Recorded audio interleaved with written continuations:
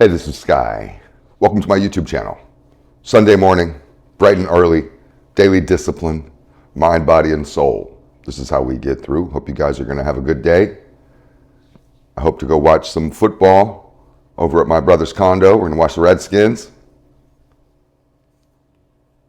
Let's jump into our study group for warriors for my hardcore heads. I'm not sure if I have any new subscribers this week, but if I do, welcome to the channel. This is how we get down on Sunday. I study every single day. I take notes on what I study. It's part of a program that I live, that I coach, and that I mentor. The Mind, Body, and Soul program will save your life. It will help you to level up in your life. It's been around for thousands of years. It's not something that I invented. It's just something that I practice and that I preach. So let's just jump into it. Here's a quote that I liked. I forget who said it. Every time you make a decision, you put a mark on your soul. So your decisions and your choices aren't to be made lightly. You might want to take your life and take yourself a little bit more seriously. A lot of people navigate through their day, through their whole lives, just kind of like brainless idiots, not thinking about nothing.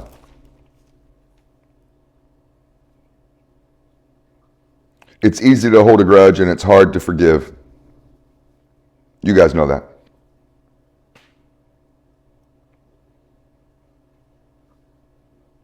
I don't know if you watched the Charlie Kirk thing that happened, it was like a week or two ago.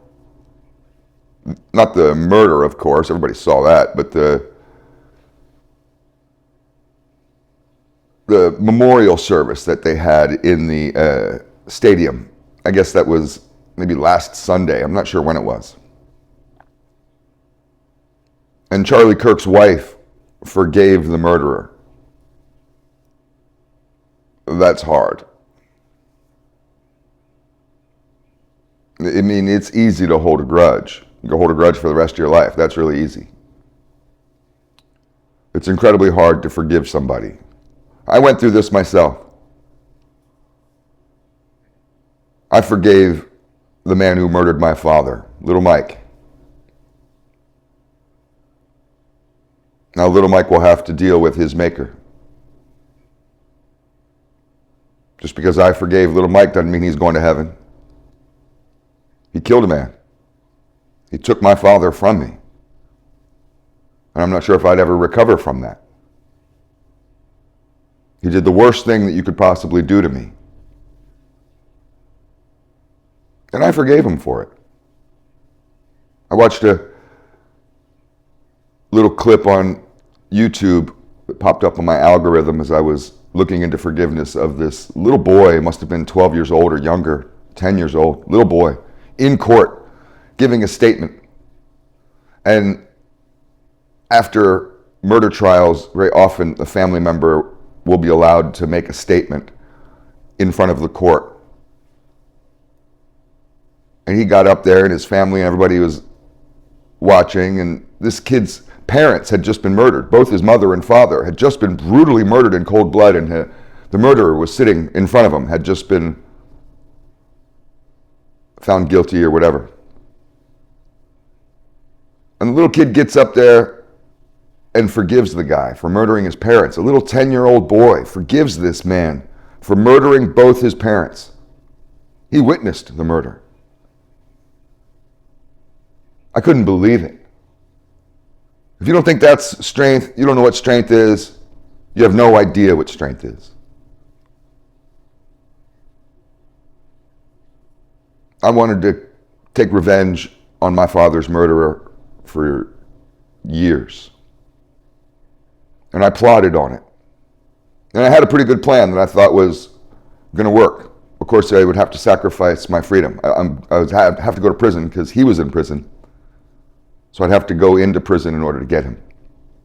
But I still had the plan. I knew what yard he was on. I knew what crimes I'd have to commit in order to get there. And I figured I'd just jump a line. He'd be transported maybe in a hallway somewhere, and I could jump a line and get him. I gave up on my plans of vengeance and instead went after forgiveness. And I realized that vengeance is for the Lord. Vengeance is mine, saith the Lord. And you can't be involved.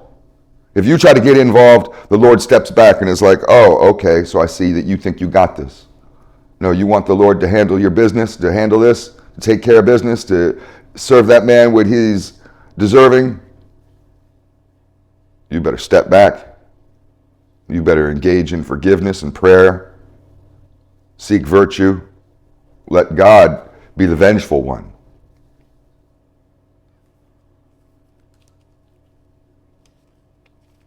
Move on to the next one. Are you actively seeking virtue, character, and truth? Some of you aren't. I'm not trying to brag or anything. It's just part of the Mind, Body, and Soul program. And many of us who are on this program do this type of stuff. We actively seek virtue, character, and truth daily, every single day.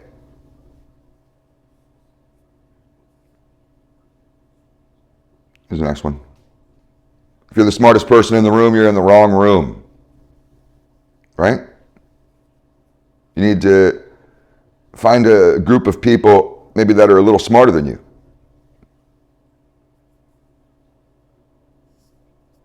It's frustrating hanging out with a group full of dumbasses. It's very unfulfilling. You're the smartest person in the room. Nobody else is on your intellectual level. Go find some people that challenge you. Find people that you have to ask questions that you don't even understand. Maybe they're a lot smarter than you are. Oh, you'll learn. You'll level up. You'll raise to their level instead of bring yourself down to somebody else's. Hang out with 5 idiots, you'll be the 6th. Here's some Jordan Peterson advice. Stop talking when people aren't listening. You ever been in a social scene and somebody's talking and maybe they're telling a story or something, they're giving their opinion, they have the floor. And then it's somewhere during his monologue, people just kind of fade off for whatever reason.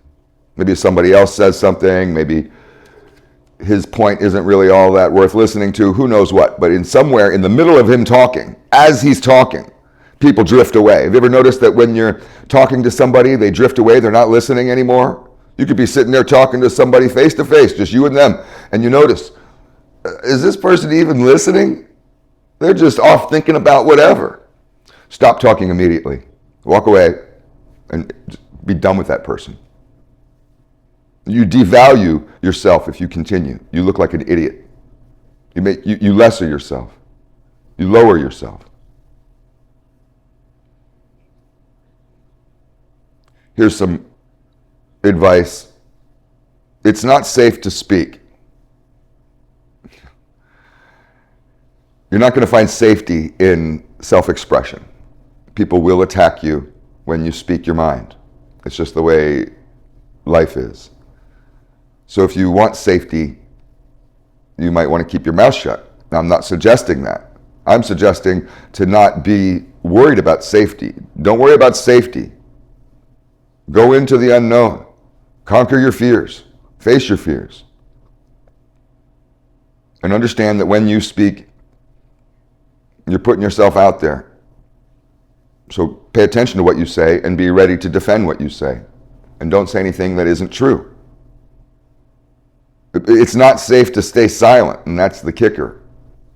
May not be safe to speak, but it's not safe to stay silent. Take your pick. What's more dangerous? Keeping your mouth shut and not saying a word? Living the rest of your life knowing that you should have stood up, you should have said something, you could have said something. You could have. You didn't.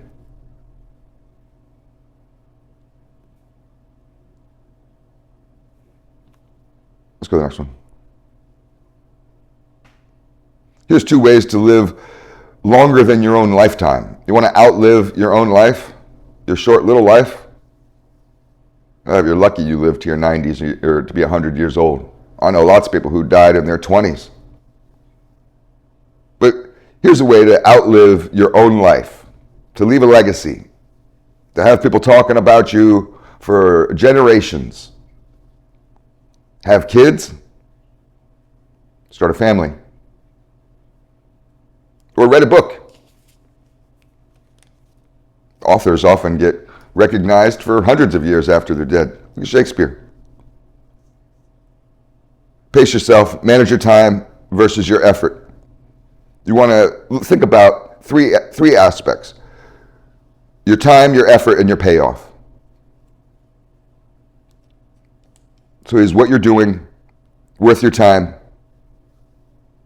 Is the amount of effort you're putting in worth the payoff?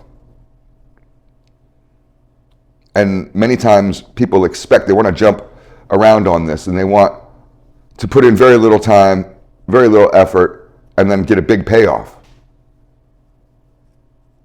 And these are the types of people that usually give up right away, and they shake their fist at the world and say, well, I tried, and that's impossible.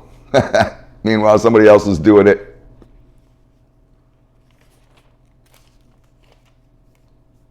Here's some menswear websites or companies that I've been looking into just because I like menswear. Kamakura, it's Japanese, and they're made small for Asians. So if you're going to order anything from Kamakura, from their site, you got to order it a little bigger, unless you're tiny little Asian. Natalino, it's in UK, another menswear site, and then Bosey in Scotland. But Bosey in Scotland, you can check them out. They're pretty interesting. They make sweaters, the most amazing sweaters. So we're, maybe not here in Florida, but wherever you live, maybe it's sweater season. It's still 90 degrees down here. We'll get sweater season in 3 months from now, and it'll only last a day. But they make amazing sweaters. Wore a red shirt. Did you know red makes you more attractive to women? 20% more, according to the study. For some reason, women like red.